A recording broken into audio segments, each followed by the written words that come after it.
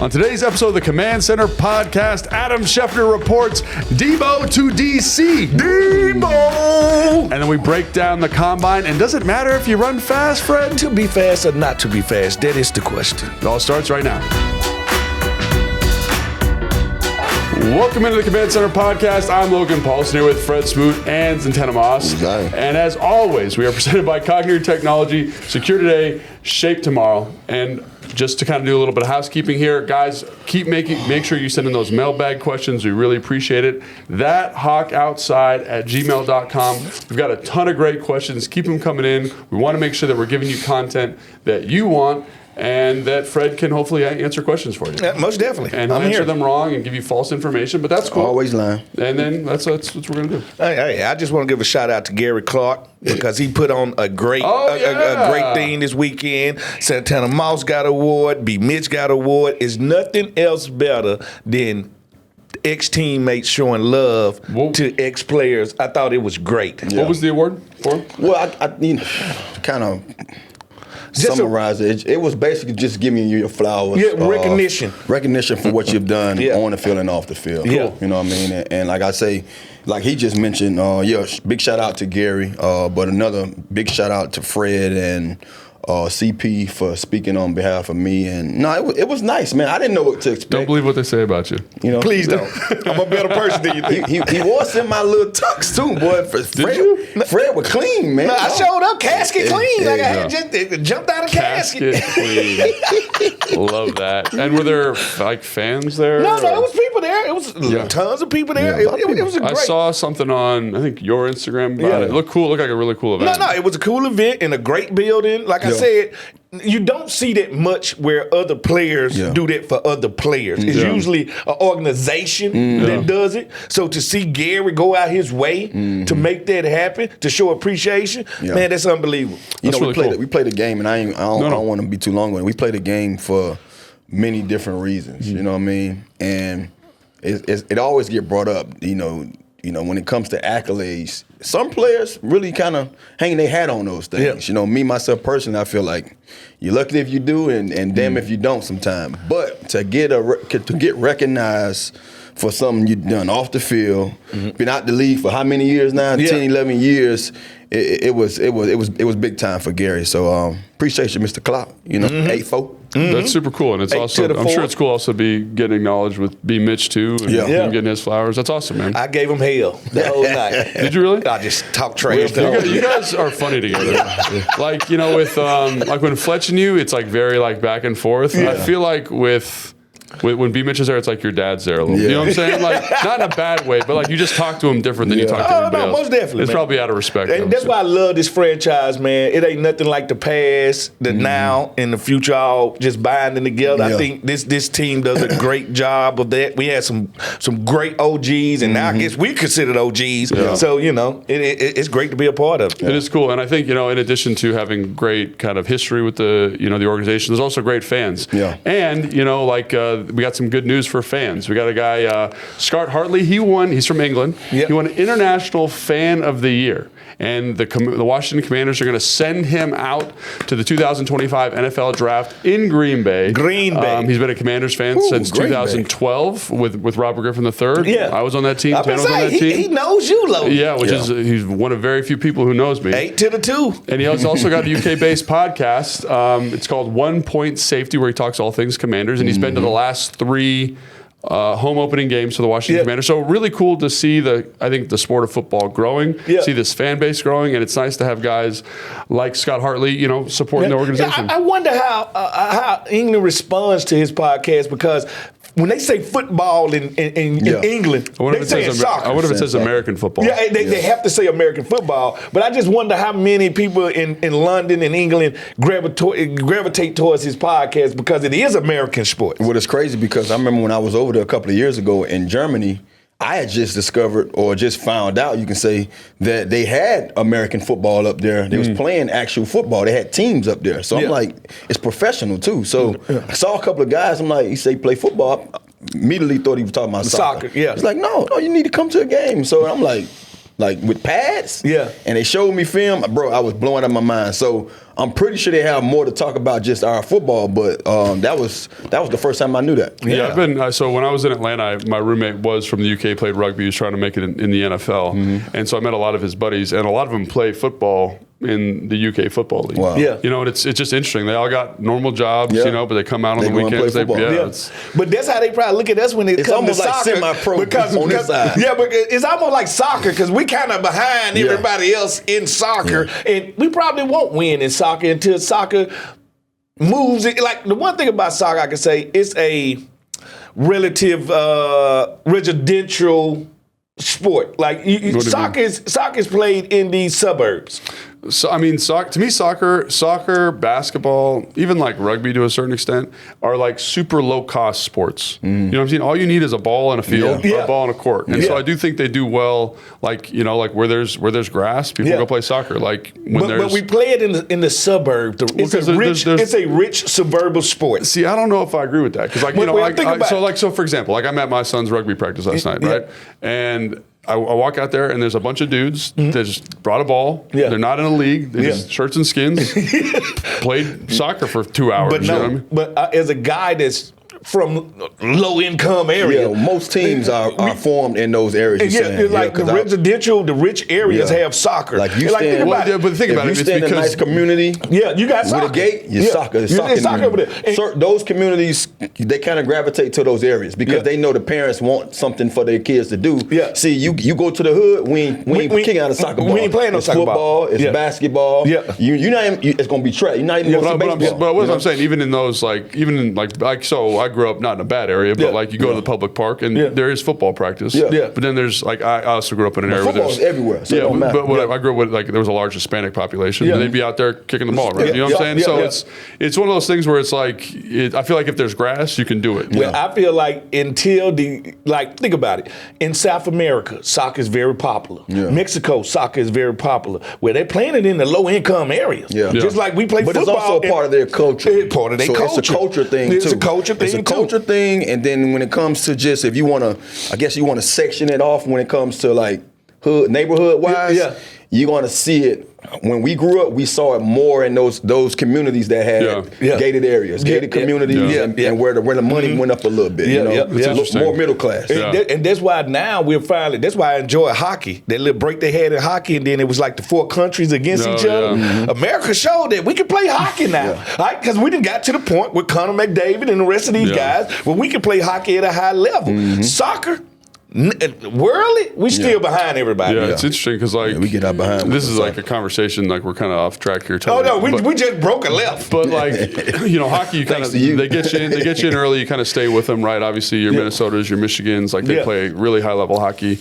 And then, but with soccer, like if you're playing a field sport, like Tana's saying, like you're playing football, you're running track, like you're doing different. Like we prioritize different things here in the United States. And honestly, like a lot of the basketball players, I think would be great soccer players, but that's a bigger priority. There's more money in those sports here, so you don't get to see them as much. And more early recognition. Oh yeah, absolutely, absolutely.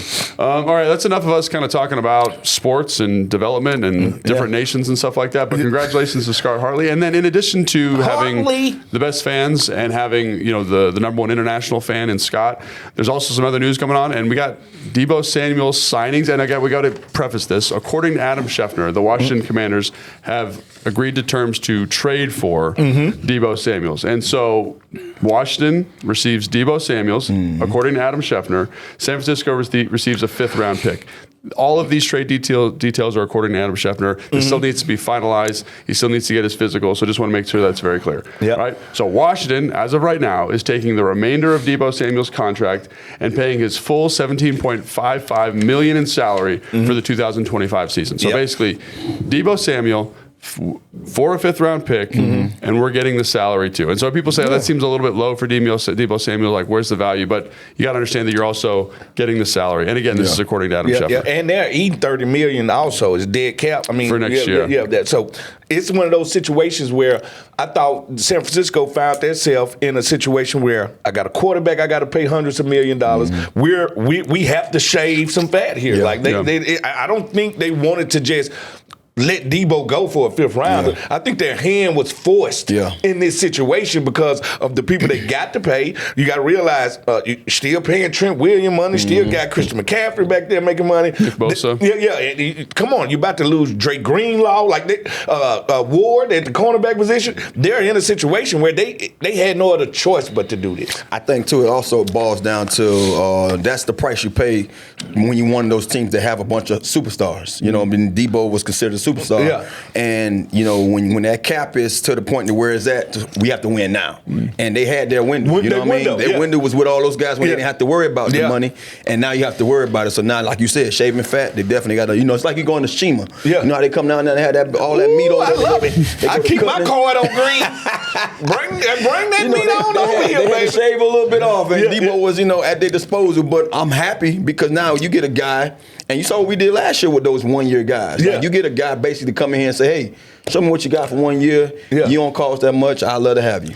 Yeah, and again, like $17.5 million. I know that sounds like a ton of money, but it's really not in the receiver world. Or 20th highest paid receiver. And, you know, like there's things Adam Peters could do to restructure that. Again, we don't know what he's going to do, but just outside looking in, you know, you could say, hey, we could sign an extension. We could reallocate some of this money. And the cap just went up. So it's just so many things working in. It's to me, a win-win deal. Yeah. Because if you look at how the plays we did for our number 2s with Noah Brown, De'Ami Brown, it was the quick screen game. Yeah. It was it was literally like letting them get yak yards. But this is what this guy measures in.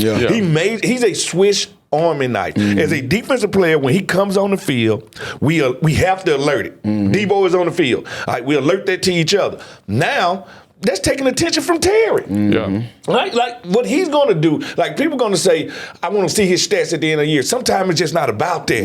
It's about what do you bring to an offense and how dynamic do you make an offense. Now he gives us a player, put the ball in my hand and watch me go eat this yak up. Yeah. I mean, he's one of those guys that, you remember at one point in the last year's season where we was missing Austin Eckler. Like, having a Debo there, he can take it on that road. He can be that guy that you can just find a way to get the ball in his hand. Like, he has something in him, rather, you know, scratch the, you know, whatever position you want to label him as, and just say he's a football player. He's a guy that he's dominant when he has the ball in his hand. He's a dog. You know, these guys love dogs, and that's what he's made of.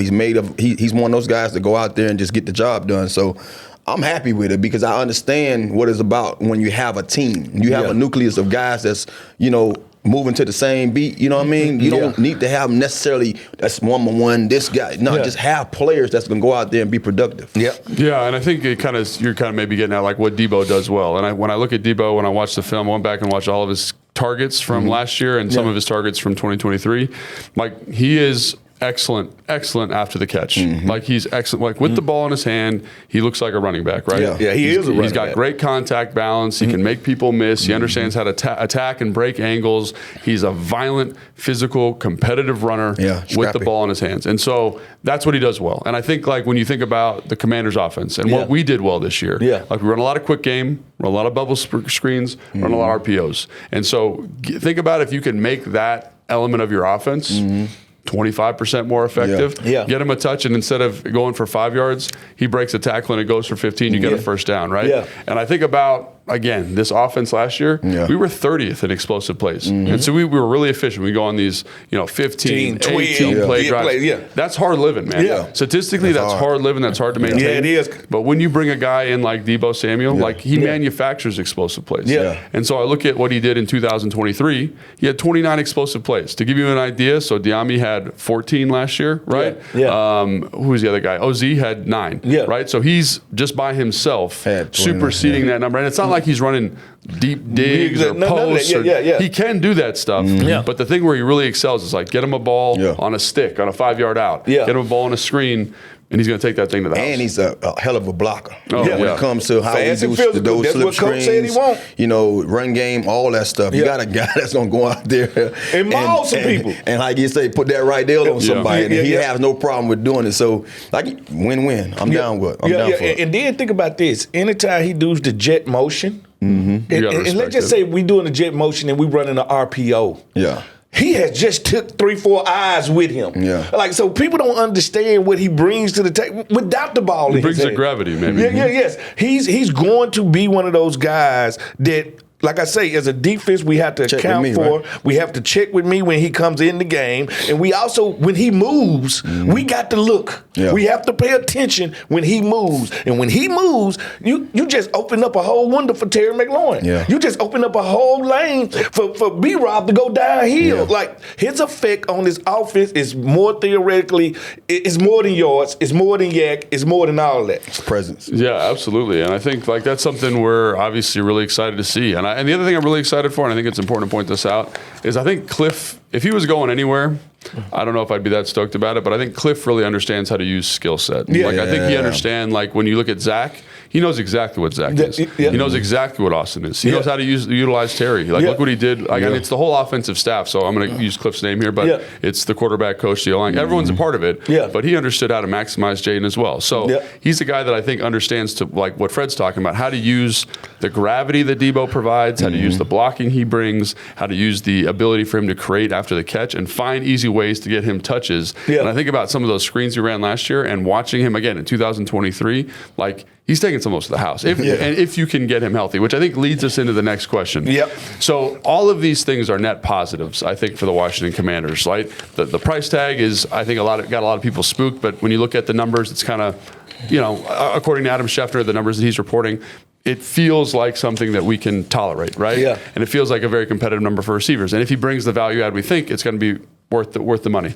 However, why is San Francisco moving on from Debo Samuels? Financially, they have no other choice. Yeah. They are, to me, and I don't think no San Francisco fan feels this way. To me, they missed their window. Yeah, they window. That's an interesting conversation. Yeah, to me, they missed their window, and now they have to pay the piper. Mm-hmm. All right, and now when I say pay the piper, you have a quarterback that's been making $1 million, maybe $1 million, $2 million a year. Mm-hmm. You have to now. He goes from $1 million to 40, almost $40 million per year. I'm really curious to see how much they got to pay him. But to your point, like they lost the rookie contract. Yeah, they lost the rookie contract. Plus, they played Brandon Ayuk. I was going to say that. And I felt like they was forced because they felt like we was in our window, so we had to pay him. And now here they trying to trade him also after paying him a year ago. And then you got to realize Trent probably is the highest paid tackle in the league per year. Yeah. All right. Then you also have Fred Warner that's over there. You have Ward that you have to pay. You have Tufunga that you have to pay. You got guys that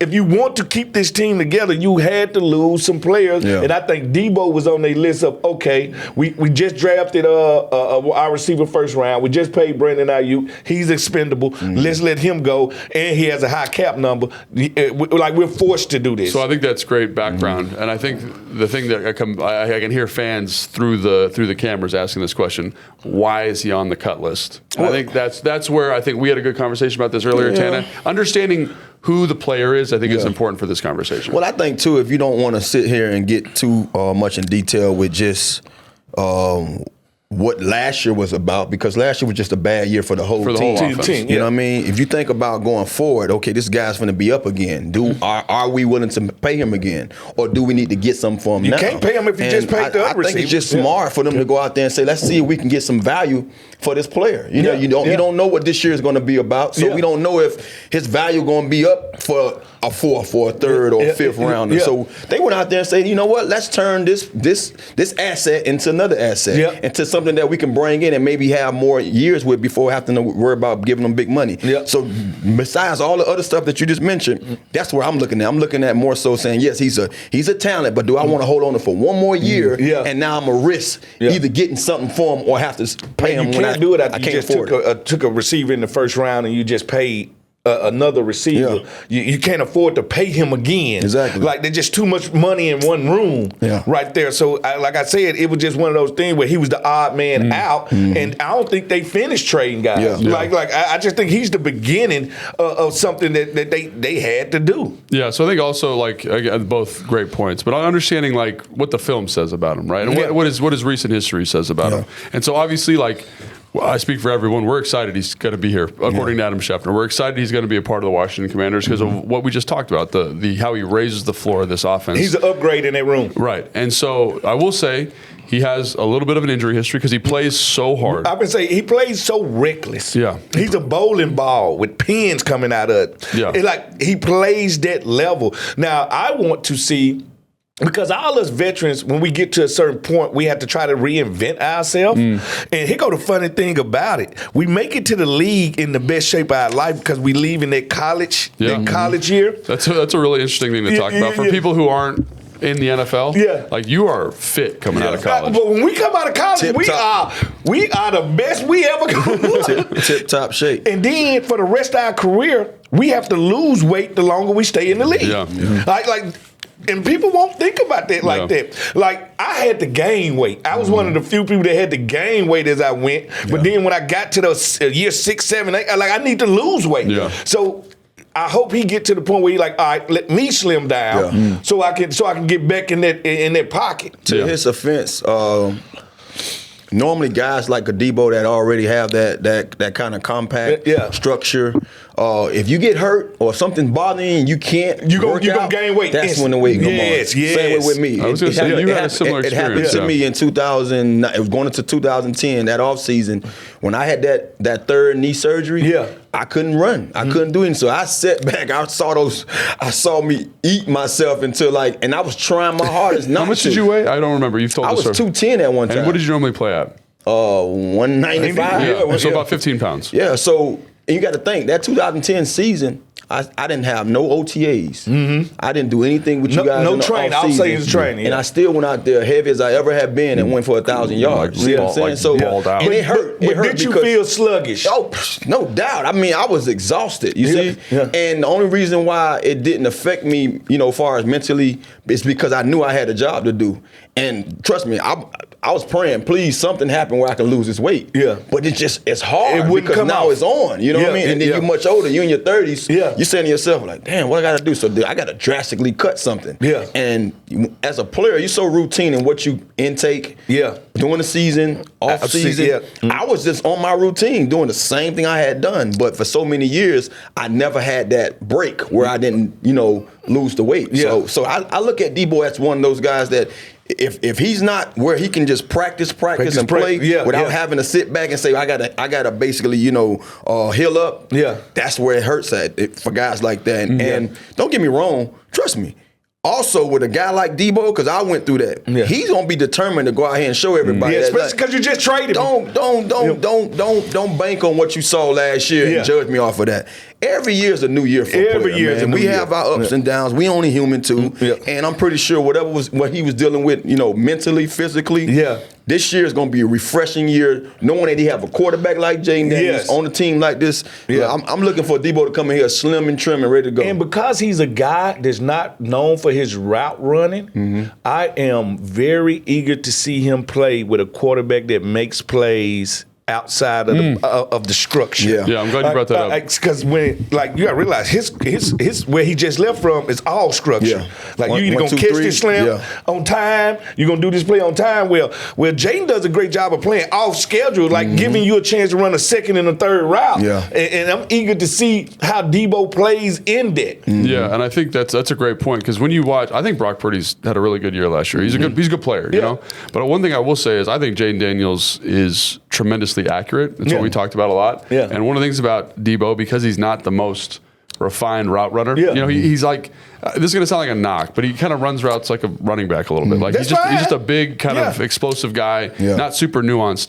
But what I will say is there's opportunities like on like little slants and stuff where if you put that ball right in front of him, nobody's catching. He's going to score a touchdown. And I think about what Jaden does and how accurate, how precise he is with the ball, how on time he is, his release, and how that's going to elevate the skill set. And so I think this is, again, I got to just give Adam Peters his flowers. He doesn't any flowers for me, but I always like to talk about him. Yeah. Like understanding the player, understanding what he does well, Deebo I'm talking about, and then understanding how he fits here. Yes. And what I'm saying is like, think about when you get with a more accurate passer in this offense that creates space so well, that seems like just a devastating combination for the league to deal with, and also just an upgrade for Jaden and for. So again, like there are some things that people are a little bit concerned about. The other one that people have asked me about, so I'm going to bring it up on here. Is he slapped a long snapper last year, whatever he did. You know, man, that's passion. But I'll tell you this: I slapped a long snapper. I'll tell you this: Kyle Shanahan has said multiple times he's one of his favorite players ever, and having played with Kyle, like Tanner, you know what I'm talking about. There's a type of competitiveness that he loves, and if he says that about Deebo, I really don't care. I don't care about because that's passion. That's the dog. That dog mentality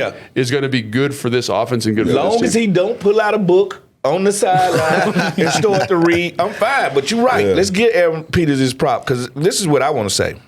If you'd have told me at the beginning of the year we was going to give up a fourth for Marshawn Lattimore and a fifth for Debo Samuels, I would have said you're lying. Not because we wouldn't give it up, because they wouldn't accept it. You see what I'm saying? So I want to give him his prop, because you've added these two players to this roster, one on offense, one on defense, when you know it ain't no guarantee that a fourth and a fifth rounder gonna even make the team, let alone be a star on the team. Hey, I gotta give you props right there. That's intriguing in itself. Yeah, so I mean, obviously we're excited. They're like with anytime there's a trade, there's always questions about the guy coming in and what the value is. I think this is a really good fit. And the thing I want to just talk, we talked about what Deebo means for Jaden, but I also think it's important to talk about what Deebo means for Cliff. You know, and like, do you guys have any thoughts on? Because to me, like, I just look at it and I'm like, this is a perfect player for Cliff's offense. Yes, because when he moves, where is he moving? Where's he going to end up at?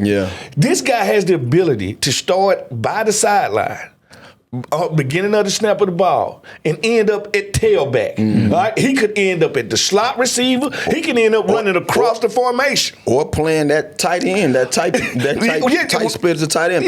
I mean, you got to look at it, man. It's just adding more value to your offense. You adding a weapon. You know, like he don't have to necessarily go out there and be a number one. You have number ones all around you. You know what I mean? You have a Terry out there. Like, I love people you brought that up. That's a great point. People get caught up in the, you know, is he number one or number two or three? Who cares? He's a dynamic player. That's all that matters to me. We get in this world with comparing and, you know, basically, you know, measuring guys against each other for what? What does he bring to this team? He's another weapon that if you don't check him, he gonna check you. And he's a weapon that's very different. All right. He's very different when, like, as a defensive player, like if you tell me they got a number one receiver, we can get the pencil and paper and we can figure out a way to stop a number one. But if you got a lot of dudes, we can't. We got to play straight up. And we got that's mono what we doing. We adding dudes. Adding more weapons. Like when you got dudes, it make it harder for us to stop. Yeah, no, I'm really glad you brought that up, Tanner, because it's like Terry is this excellent like vertical pass catcher, posts, goes deep comebacks, double moves, high crosses. He's good. Like that's like your true kind of one skill set, you know. Then you got look at Zach and his ability to win underneath and do some stuff, and then you say like, man, like those guys can create space for Deebo underneath to maximize. And I think the one thing that if I'm Cliff, like thinking about, like I got excited, you know, oh gosh, is just making sure you don't force touches to people. You know what I'm saying? He did a good job of that last year. That's what I'm saying. He did a great job. He did a great job of that last year. And so I think he's fully capable of doing that. But I think there's this temptation to be like, oh, we got this new thing. Like, so if there's one. It's only right. The one thing, let's make it go. Come on. At Christmas, when you open up that new toy, you know you want to play with it. Some of us opened it way before Christmas. Hey, put a little hole in there. hey, listen, sometimes you do. But I think when he does have a Terry McLaurin over there, like, he won't be forced to do it. I think it adds to his plate and say, you know what, now I'm versatile enough to not have to do it on 3rd and 7. I don't have to throw past the sticks. I can throw this guy a 4-yard pass and he can break a tackle or two. I was just thinking about like some of those looks where they get those double chip looks and they put the guy in the flat. And imagine giving him that ball with 15 yards of running room. Like, he's getting that first. And what about the rub routes, the crossing route? Yeah. Like, when I could just see him catching one right now and turning up the field and just looking at a DB right in the face. All right? Like Cooper DeJean, I can't wait to see you. Because you know he has this thing with Philadelphia. No. So it's perfect. Way to bring a Philadelphia Eagle hater right in the building. He fits right in, and he has this mystique to him. It's a mystique to him of fast and physical. And I love that. And he's not A.J. Brown, but he has a A.J. Brown effect. No, I think I'm excited. And again, this is all reported by Adam Schefter. We're kind of talking. It's not finalized till the trade comes through. But, man, really excited about it. And I think that leads us kind of really nicely to our next talking point, which is, does this change your draft strategy? Because right now, again, because this has not been finalized yet, the only two receivers are Luke McCaffrey and Terry McLaurin on the roster currently. And so obviously you can kind of clump Deebo in there. But if you're putting your GM hats on, and again, we're going to defer to Adam Peters. He's going to make great decisions here. But at this point, what do you think about the need to kind of bring another playmaker? It's so much talent. I'm still going to give me a young guy. You have the capital for it, and you don't have to necessarily pick a guy up high. You can go out there and find a very capable game changer, playmaker in this draft at wide receiver in the later rounds. And I've seen a lot of them. We saw in this combine that just passed this weekend. It's some guys out there that can really play this game, that can run routes. And you know what I liked about this combine, watching these guys in the combine? You remember at one point, receivers, let's just talk about, since we're talking about receivers, you had to be a certain height. You had to have a certain amount of, you had to look like a receiver. That's no longer here no more. Today's offense in the NFL is like college. We want fast, twitchy, quick guys that can catch the ball and get missing. So I'm still picking a guy in the draft as a receiver. I think it gives us the ability to draft somebody with a high ceiling that's just not there yet. You know what I'm saying? It gives us the ability to draft a project, if you know what I mean. Well, this is the other thing I want to point out too. So there's only two guys on the roster, three if you count Deebo. Obviously, that's still pending. But like, I'm trying to remember. You play a season with 6. You probably come into camp with about 9. So they have a lot of people that need to fill this out. So they're going to bring in some free agents, right? And plus, might re-sign some of our own free agents. You just don't know. And the other thing is, I don't think this precludes you, depending how the rest of free agency goes, to say, like, let's say, for example, like Golden from Texas, for whatever reason, is at 29, and I love him, or Luther Burton and I love him, or insert the receiver you love at 29. If you love a receiver and he's there at 29, take him. I don't think this precludes you from doing that. No, take him. Again, I think if you're looking at resources, you say, oh, we can go a different way because we've got more talent here. But I think if what you want to do is kind of shore up the roster with free agency, with trades and this part of the season, and then at 29 or wherever we're picking, be like, hey, this is a guy that is a commander. I love how he competes. I want him on the roster. Does this give us the ability to take best player available? I hope so. I think it does. I think so. I think it does, because the one thing I think the great teams do, they're not a prisoner of need. Like the one thing I can say about Philadelphia, they don't choose 4 or 5 guys from Georgia because they are a prisoner of need. I just drafted Jordan Davis last year, but I'm coming back and drafting Carter this year. I'm dressing best player available. And I think that's his mindset. So I think when it comes to the 29th pick, whoever's there, we're going to take the best player available. No, I think that's exactly right. And so I do think it kind of, again, like everyone says, oh, we don't need to draft a receiver.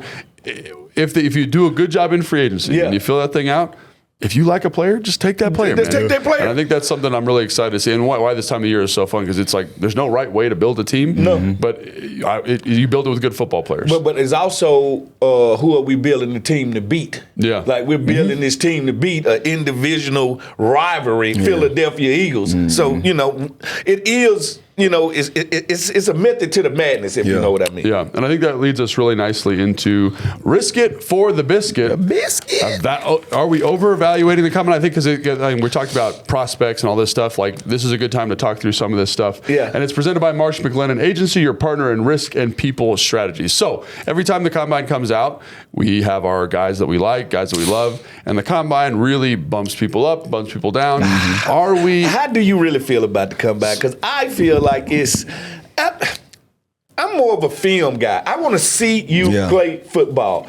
And if you just happen to run a 4.8, I don't give a damn. Yeah. I'm just one of them people. Yeah. I like football players, and I learn more from a film than I do from you testing. Well, that's just me. Guys are not all. I mean, we all not great testers. You know what I mean? Like we found that out in school. Like some guys can be, straight A students, but bomb on tests. You know what I mean? And so that's how I've always looked at the combine. Now it's I guess you can say this is a great segment for risk for the biscuit. Yeah. Think about it. If you can test well, kudos to you. Yeah.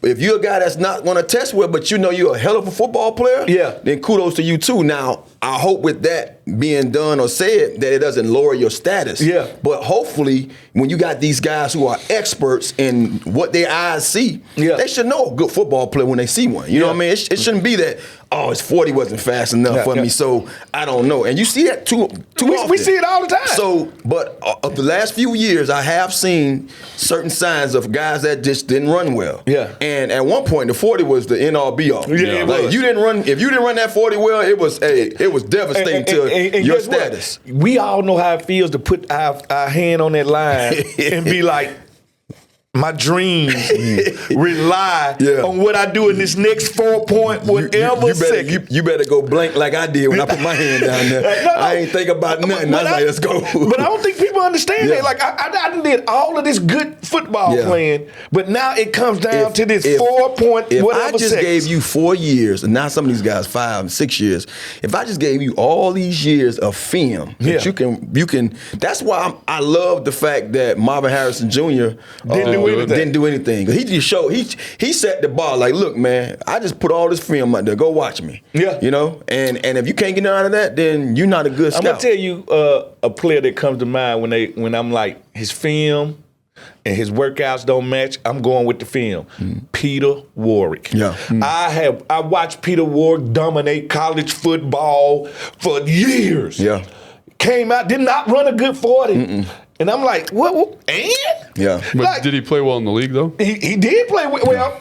He had years. Kind Well, of. they tried to. So this is the thing. Back then, because this is go to show you how the league has changed. Yeah. Back then, they tried to force him into being a number one outside receiver. Yes. You can't make somebody and then something when that's Chad not. got there, By the time Chad got there, they moved him inside. And that's when dominated. he took off. So let me say this. So I agree with Fred. Like 90% of your evaluation should be from film, right? But there are thresholds for positions that are relevant, right? Yeah. So if you're a receiver that's supposed to Kyle, Tez Johnson, no, the dude that's 154 pounds, he's not a great example because his GPS numbers are really good. But there are other things that support that. But like Bryant from Illinois, the receiver, he's 6'3", he's 210 pounds. He's awesome on film. Like he is a dog competitor on film. He ran a 4.65, which is like a tight end time. Yeah. So like I know that his ceiling, because his vertical speed isn't there, like you could be the best football player ever, but physically you can't compete with these DBs, with the velocities that we're going to be dealing with here, with the speeds and the accelerations, right? Yeah. And so now I'm like, instead of him being a 3rd round pick, I still like him. Yeah. But there's more risk. There's more risk. So I'd probably take him in the 5th round because I like the film that much. Yeah. But I'm going to move other people up who again fit those physical measurables, right? A little bit better. And I'm not saying it's the end all be all because the film's still good. Yeah. Right. But you got to make sure that we're showing out and we meet those. And so then he ran a 4.69 or 4 or whatever he ran. But his jumps weren't good. So all the explosive stuff wasn't there. Just wasn't there. So I think that's where you kind of use that, right? With the offensive line, it shows up all the time. Like in the NFL right now, there's only 5 offensive tackles in the last 10 years who've played offensive line with 32-inch arms. So Will Campbell measured at 32 and a half. So is he going to have to move to guard? He's going to have to move to guard. So there's a reason those thresholds are there. And you talk to people at the combine, and no one has one bad word to say about Will Campbell. Yeah. They love him. He's a great football player. He's competitive. He's a great leader. But he's going to be a good pro. Yeah. It's just, is it going to be a tackle or a guard? And then where do I value a guard, right? I think it's very Sam Cosmi. Yeah, like that. I think that's exactly what I would say, too. And Sam Cosmi's an awesome player. I think he's a Pro Bowl guard. But like you said, 32 inches, that ain't long enough to make a defensive end run the hump. And so, again, like even though we all all know he's going to be a good football player. Yeah. Just the math doesn't support him playing tackles. And they dropped him picks. Like and you just said, the film is there. His workout was good. Great workout. Great on-field workout. Length was not there, and it's a difference between a tackle and a guard. A tackle goes way higher than a guard goes. So just as a comparison, like Armand Membu, the tackle from Missouri, who was maybe tackle guard, he's 6'4" and a quarter. He's 332 pounds. He has 33.5-inch arms, and he ran a 4.940. And he looked great on the field. So now there's talk coming out of Indy that he's going to be the first offensive lineman taken. But it's not because of the combine. That's a data point. His film was good. But now they see the athlete and they say, we feel better about this pick. So, and when like let's say he goes at 7 and Will Campbell goes at 10. They're really the same player. It's just a different level of risk associated with the player. Does that make sense? Because you're saying the measurements is there with one. And the measurements change the position of the other one. And so so I'm going to take, and this is a weird thing about the NFL, kind of to Tana's point, tackles are more valuable than guards. So if he's a true tackle, he's going to go higher, and then the guard, who even though he's going to be a good, he could be Zach Martin. Right? That's what he's still going to go lower than the tackle. Right, because the value's not there. So I think that's kind of what we're talking about. And again, both going to be good football players. Like there's no doubt in my mind. But again, that's where the combine comes in because it helps you meet these minimum threshold numbers. Now, so let's talk about some guys that we thought maybe help themselves, hurt themselves. You guys pick some guys. Tan, you want to start us I start off with Sam Brown. Sam Brown Jr. From the U. From the U. I like say Sam. Did it have anything to do with that? Do that thing right. No, honestly, I watched a lot of them this year because I was watching my team, and when we got him over from Houston, the one thing that I watched any and every time he got a chance to have one-on-one coverage, he won. And when you have a guy that can win, and then he has the height, he has the wingspan, the measurements, and then you go out there and see him compete and probably one of the top. Well, I think they said he was the top 10 when it came to times as a wide receiver and all that stuff. All the different other things he tested at, vertical, you name it, broad. So he was 6'2" and a quarter, big guy, 200 pounds, 31 and 5'8", so 32-inch arms. Noah Brown, son? Dude, and he ran a 4.40. He had a 41.5-inch vertical. He didn't do the broad, but that's a good workout. Stock on the ride. That's a good workout. Stock on the ride. I love that we did this, Tanner, because I went to the combine. I watched everybody, but every year somebody just kind of slips through that I don't notice. I didn't know that he jumped 41 inches. That's elite explosive measurement. So when I go back and watch this film, I'm like, dude looks exactly like Noah Brown to me. Like they look very similar on film. You're right. That's what came to my mind when y'all started to throw out the mirror. I'm like, damn, this Noah's son? No. He excelled, man. And it's not. It's crazy because I didn't see the speed or see the gears throughout the season. I just saw him winning, and I care less about how fast you is. If you can separate, that's half the battle right there, and that's what you want. But when you see a guy go out there with that size and run a 4.4, say less. And I think that was the thing when I went back and watched this film is he's got a little route running nuance to him. I'm going to push you vertical. I'm going to stem your outside shoulder. I'm going to break across your face. And then I do have enough juice. He's kind of a long strider. But he walks off on people. And so you're like. One thing about a long strider, we don't know you done got up on us until it's too late. Until it's too late.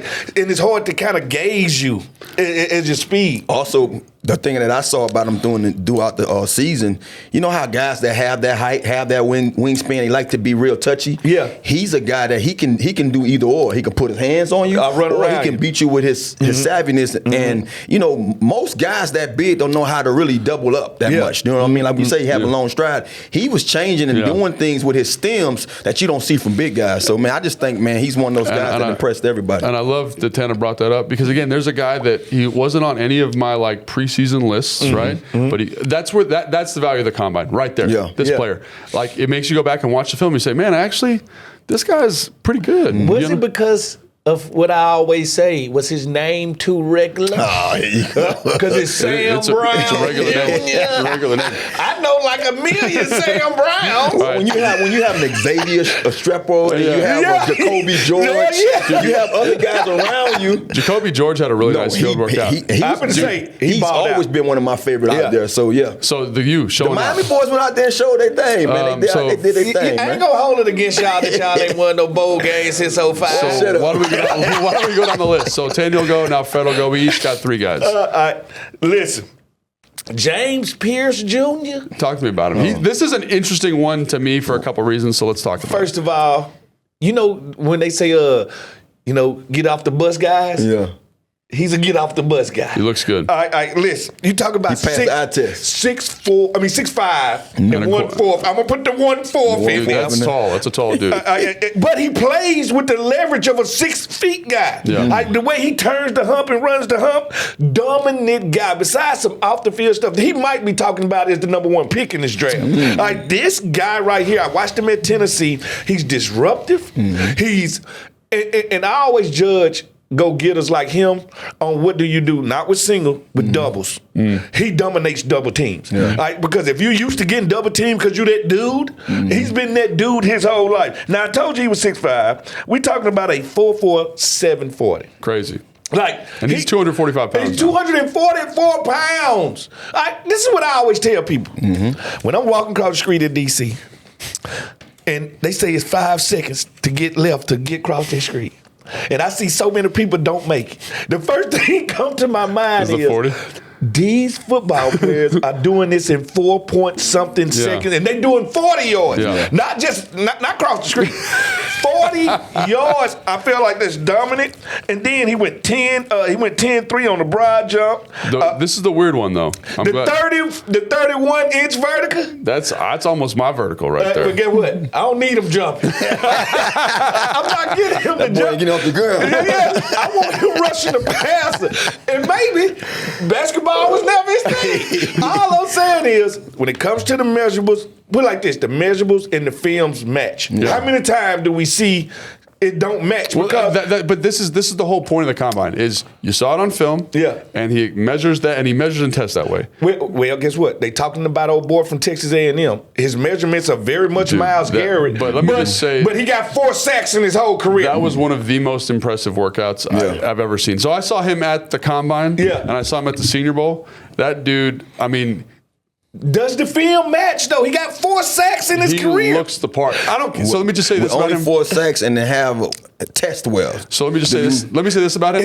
He looks good. So Shamar Stewart is the guy you're talking about from Texas A&M, and he's big dude. He's 6'5". He was 267. Yeah. He had an 11.8 broad jump. Are you out of your mind? Yes. 41-inch verticals. That means he could jump from one side of Wegmans to the other side of Wegmans. It was incredible, man. And like he got on the field, he only did one drill, and I was just like, this dude. So I'll say this: he plays at A&M. He plays end, he plays 4-eye, he plays 3 technique, he plays nose. Yeah. So he's playing all spots on the offensive line. And this dude, defensive line. Yeah. This dude's got a motor. Now he has a really high pressure rate, but he doesn't finish the sacks.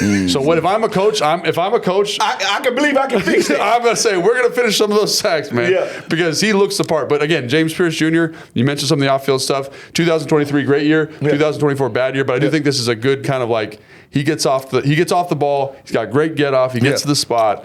He's a really good one.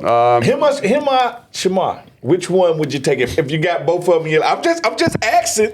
Like the GM, Logan Paulson. I'm taking Logan Paulson.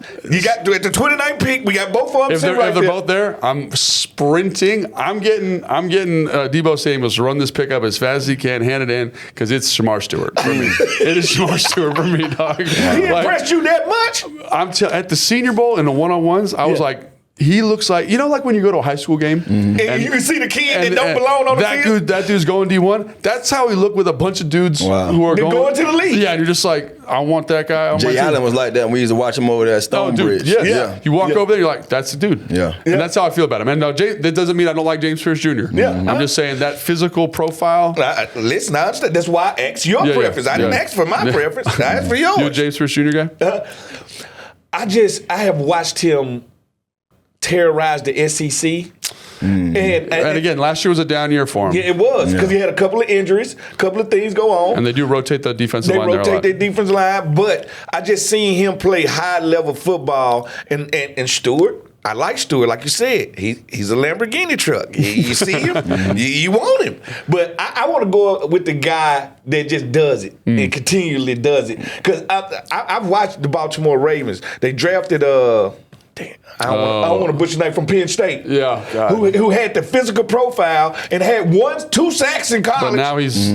And now he has no sacks in the league. No, he got sacks now. No, he got like 4 sacks. Like, I can't ask you to go do something you didn't do in college. Yeah. Like, that's just like me saying, I'm finna draft this wide receiver because he running 4.3. And they like, Schmoop, how many touchdowns did he have in college? And I'm like, 2. But he runs a 4.3 flat. But so something is missing. Yeah. I'm very glad you brought that up because I think Tana's next guy, the receiver from Colorado. I'm gonna skip the receiver since I did one. I'm gonna go. Okay. Both this is true too. This is a really, for you guys watching at home, this next one I think is super interesting. So Tana, let's hit it off. All right, I got Travion Henderson, VA guy, number 32. Is he from here? He's from VA, from the Ohio State. Yeah, he's from the by Richmond. What he weighed in at 202. He's bigger than I thought he'd be. By the way. Wingspan 30 3/4. Yeah. No, my bad. No, 76. That's his arm length. Yeah. 76 1/8 wingspan. He ran a 4.4. Yeah. And we saw this guy play all season long. Talking about home run hitter. Nobody catching him from the back. So you telling me now that when we watch these guys run these 4.4s, they're not getting touched on the football field. Yeah. So 4.4 is not 4.4 is fast. Yeah. They don't think so though. You know, folks be like, man, he just ran a 4.4. You kidding me? Yeah, I'm talking out the trash to me. So he ran a 4.43. Yeah. And that's the electric time. Yeah. But they also give you hand time. They give you the double can times. And so we get that because we're cool. We got cool information here. Yeah. So easily he's going to run a 4.3 at his pro day. But they had both scouts. Yeah. So it's very rare that this happens. Both scouts had him at a 4.38. And you talking about 4.38 hand clock. Yeah. 38 and a half, 38.5 Inch vertical jump. Yeah. So explosive is all outdoors, compact. He's a guy. Great balance. This game has changed to the point to the running backs now, and we saw this last year. Yeah. You know, they use a 2-back system. Yeah. He's a guy that can come in third down and look. And make it happen. Cancel Christmas, kiss your babies to sleep, tell your wife you ain't coming back. This the type of things that this guy do. When he get the ball in, he get missing. I always give receivers and running backs a 1/10 of a second when they're running away from people. Just like I always give DBs a 1/10 of a second added to their 40 when they chasing people. Somebody, yeah. Like, because the 40... Much faster with the ball in your hand. Thank you. Yeah. Yeah, so I always give him that. Much faster when you're running after somebody. And that's what this guy is. But I hate to say it. Yeah. He's a souped up version of Eckler. Yeah. Like to be honest. Bigger. Might be a little bigger. I don't know. Might have a little more height on him, I guess. You could say, well, no, he's 5'10". Yeah. Well, the reason why I mention him, we talking about guys who can probably has stock rose. I don't think his stock went that far up because he was already one of those highly talked about running backs coming out. He confirmed it, though. But I just say that, bingo, he put a stamp on. He put a stamp on anything and everything you thought he was, you saw him test. And then when you test like that, the combine, he still has a pro day to go out there and shine. Like I say, he might run that 4.3, sub 4.3 at his pro day. But I think he showed those scouts and everybody out there that, look, if you're looking for a back to be a game changer, you're looking for that guy that could come in on third down. Maybe you give him that toss. Maybe you give him that pass at the backfield. He saw that you turn the film on, you saw that all year long. But now you saw it up close in person when it came time to test. Very explosive. Yeah. Compact runner. And film matches the player. And the crazy thing that stood out to me is you had about 13, because you talked about these running backs last week. Yeah. You said it's about 30 of them that probably gonna get drafted. 13 of them ran 4.4, 4.3. That's what I'm telling you. So when you got all those guys going out there and showing up and you putting a stamp on yours, man, just for context on that, only 9 dudes ran below 4.4 last year. And then the year prior to that, it was only 7. So this is a explosive, fast group of dudes. Listen, I would hate to see these guys run track against each other because they fast. And my next guy, absolutely murdered the draft combine. Who we got? I'm going to tell you this. I'm a very intelligent guy, but saying this dude's last name, you want me to say it? It's going to be you say it first, and I'm going to give you my version. Nick Amenwari. Nick Amenwari. Oh, yeah. All right. Way to match it. Yeah. Man, this dude showed up there and pulled a Derek Gibson. Right? See, people don't know D. Gip came out with me, had the same exact measurements. Did he really? Yes, he did. 6'3" and 1/8. 220 pounds. All right. 78-inch wingspan. You see that? Big dude. He's a big dude. You see what this dude? Yeah. All right. And just so you know, wingspan to me is a good way to see like how big the dude is. Yeah. Like it's not arm length is one thing, but like how big your chest. Like he's big. He's a big dude. Like listen to me. 4'3" at 220 pounds. 43. Tanner, what you jump? 40, 44, 45, one of them shits. Like you jumped 44 inches. So so 42 was the highest you can go. Yeah. I cleared 42 I went 41. with the bottom of my palm, and they just told me they gave me whatever. So I went 41. Hey, boy, I was a jumper. Come on now. Man, that was 170 pounds. Yeah. So, and you know what's so crazy too? Because I always bring this up, and I don't want to get on me. But it seems Please like do. anything that I've done through my draft, you don't see it mentioned because I did it at Miami. Yeah. They don't never give us the props when you do it. When you do it, it's your personal workout. Now they doggone. I mean, they have everybody pro day is live now. Yeah. Top guys. But back in those days when we did ours, I ran the fastest 40 of my draft. I had the highest vertical. It was kind of like. Draft. So it's like it was kind of like myth. Yeah, at that time. It was like, well, we ain't gonna mention this about Tanner, but it's just like with Dion. They like, did he run a 4.1 or did he run a 4? Like so, it's this. It's the myth of it. When you do it at your school, but when you do it at the combine, this is law. Right. This is word. I think they were still pissed with us because we was back then. It wasn't. We wasn't doing it. We weren't doing it at 40 inch is wild. His broad jump, also in Human Warriors, broad jump is crazy too. Yeah, he went 11.6. Damn. So he literally like. I mean, that's one of the craziest combine He was performances dead ever. on. There was a statistic. Did they put it on? They might have put it on the TV broadcast, but he was the third player in NFL history over 6'3" to jump over 40 inches. To jump over 40 inches, then went 4.3. You want to talk about skyrocketed? Yeah. Up the then his film matches the player. Yeah. Like, do you like his film? I like his film. So okay, let me just say this: like you watch. I was watching the Clemson game. No, it was the A&M. It was the A&M game last night. I was watching it last night, and he moves around. He's got great ball skills. Yeah, he's a good tackler, right? Yeah. But I just want, like, I know he's a freak. Like you see him moving around, and I just want to like. My expectation for a guy like this is to be violent to the football. Yeah, you don't feel like he's violent. Like when I remember like watching Sean Taylor. I remember watching Cam Chancellor. I remember watching these big safeties that are coming to jack you up, to demolish, to move the pile. He's not really that guy. You know what I'm saying? He doesn't do that the same way those guys. He's not urgent. He will hit you, but he's not urgent to hit you. Is it because today's game is just not as physical? Maybe. You know who I wanted to put on my list and I forgot last night because I was going to put for. What's the kid name from? I can't think. I hate trying to remember somebody's name. He's a linebacker though. He liked to play safety. He played at. What college? Yeah, we can give us a college. He was at USC and he transferred. Last year he played with a red and white team. Okay. He has a Samoan. He's a Samoan. Can't think of him. No, Utah. Was he a U? Might be Utah. Might be. He won number 8 or something like that. Okay. You like him? But we just talking about violent. Yeah. Oh, it was like looking at Frankie Louisville all over again. Dude. Yeah. If you're violent, everybody he hit was going the opposite way every time. Yeah.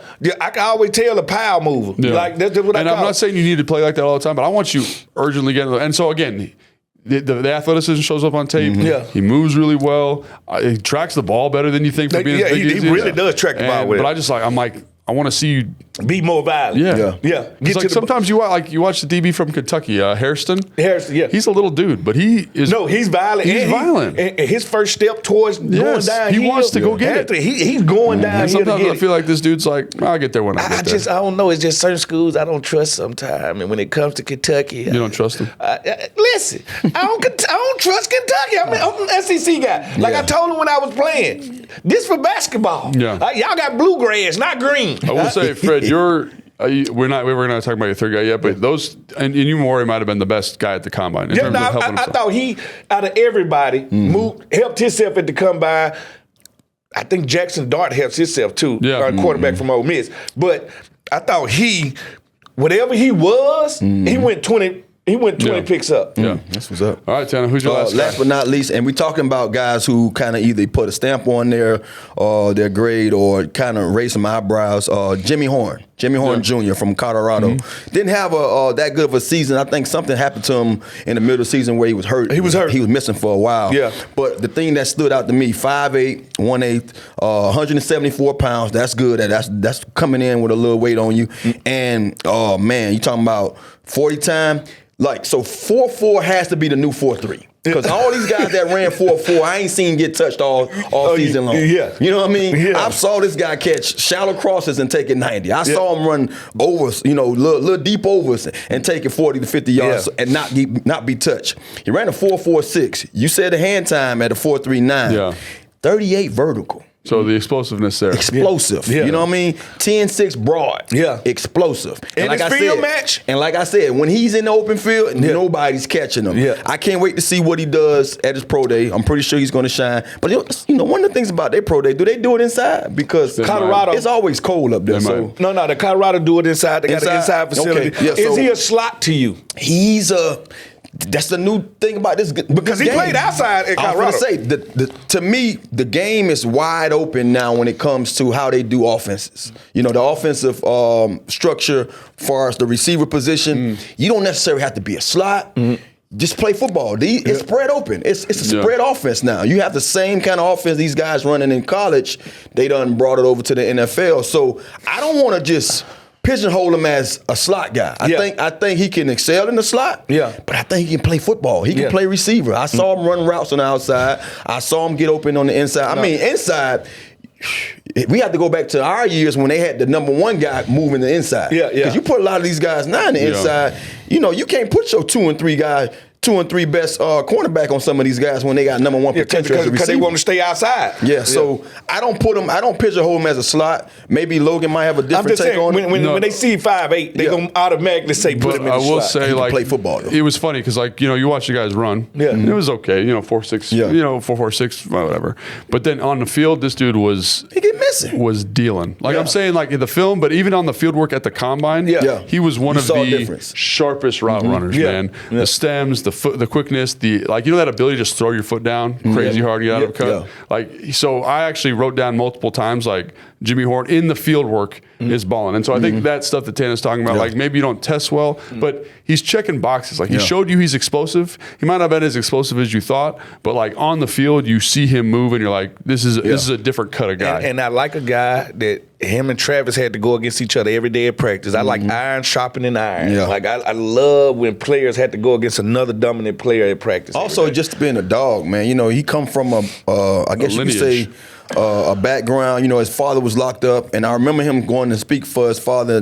Tell the judge basically, he would like to see his dad be able to come see him. I don't know if it was his senior day or what it was he was asking for, but when you have that kind of upbringing where you have a figure that wasn't a part of that journey, but he was always present here and here. Yeah, you see the difference in those kind of guys, man. So you battle test. He's gonna come, hungry. You know what I mean? And that's what I like to see. I like to see the hungry guys. There's so many guys that kind of come from that. I had the background because my dad did it, and my mom was a hell of an athlete. So I come out here. This is effortless to me. Yeah. You get a guy that say, man, his upbringing wasn't sweet. Prime talked about bringing him with him. Prime talked about being that father figure to a lot of those guys. And he was definitely present in this kid's life. And I could just see the hunger. And he showed up at the combine. Like I said before, I can't wait to see what he do as pro day because I think he's going to excel a little different. Yeah, he's going to be a fun guy to watch for sure. Now, who's your last guy, Fred? I told you I don't really like football players from Kentucky because of that bluegrass, but I love me an Arkansas Razorback. You do love a Razorback. Like certain schools, I don't turn down players from these schools. Yeah. Arkansas is one of them. Landon Jackson. Now listen, everybody talked trash to him about a year ago because he had the little drill that he was hitting. That was like that was him coming out of high school. That was him coming out of high school. Wow. And they gave him hell. But what he did to them dummies at the combine, listen to me. You want to talk about how today, the guy's 6'6", 264 pounds. Yeah. And he played at the Senior Bowl at 275. Listen to me. So he lost weight before the combine? A big boy. Hey, listen, this is a big house right here. House. All right, and he got one of those looks like. I was going to say, he had that bald head. I was looking at him like, hey, man. Like, no, he looked like he been bald head since he was 3. I'm telling you this. Right now, When you come out there, I've been bald head since I was a baby. Right? This dude right here, attitude, like Coach Gibbs used to say, he's a core commander. But he used to say the Reds. This guy looked like everything that Coach Quinn say he liked in a football player, this house checks the box. Right? Attitude, effort, size, physicality, everything you need. And then he tested crazy, too. And he tested crazy. I ain't even went through the numbers, all right? So he ran a 4.68, and he had a 40 and a half inch vertical and a 10.9 broad. Dude was and a 260 pounds? Woo. And dude, Fred. Damn, So like and he's 6'6". when I saw this, my heart fluttered a little bit because this guy plays the game, Tana, like an absolute maniac. Like he's running through your face. Max Cosby. Yeah, he is. I would say Max Cosby Jr. Right? He's a little stiff. He's a little stiff for that. Shows up in some of the movement stuff, some of the 5-10-5, that kind of thing. But I really don't care, man. He plays hard, and these are good athletic measurables. He's big, and he is a violent son of a gun. And he's disruptive, and that's what you want from a defensive lineman, and that's what he do. And he got a motor. Like, you can't teach a motor. I can teach you technique. I can loosen them hips up for you, but I can't teach a motor, and he got a motor that's nonstop. And I'm sure he just pushed himself up high in the first round. One of my favorite players in the draft. I kind of thought he was a second-round player, but after testing this. I saw him after the first day of bag drills, and they was talking highly of him, man. His film's great, too. So, but a couple like little housekeeping notes here about the combine. So, again, do you overvalue it? No, because I think with all these guys, the numbers kind of support the film. Or they don't, you know what I mean? And so it's not like we're saying these guys are going to jump up because they had good workouts. Their film's good, too. All right, a couple little housekeeping notes here. Okay, so in the 2001 draft class, which is Fred and Santana's draft class, 40 guys ran faster than Fred in his draft class. And Tana was the fastest guy. He ran a 4.31. Okay? And that's what they gave me. They rounded it off because. Let me put that in more context. We'll talk about your 40 guys in front of you. Let me put it more in context. So this is how it went down. I told you guys, I didn't run the combine. My first 40 at my pro day was 4.35. My second 40, they had me at 4.26, 4.28. So they rounded me up to a 4.3, 4.31. And I don't understand how you round me up to that. But at the end of the day, I was very similar to him. Okay, I got one more thing here. So you got to go all the way down to 40, and then so there's Cedric Hodge, who was 6'4", 244. He ran a 4.49. You know the person who was right ahead of him? Who? Was someone who was 5'11", 172. He ran a 4.48. His name was Fred Smoot. First of all, I did not run a 4.48. I ran a 4.40. Stop. We fact checked this, man. Hey, first of all, what I'm telling you is people looked at that O and thought it was an A.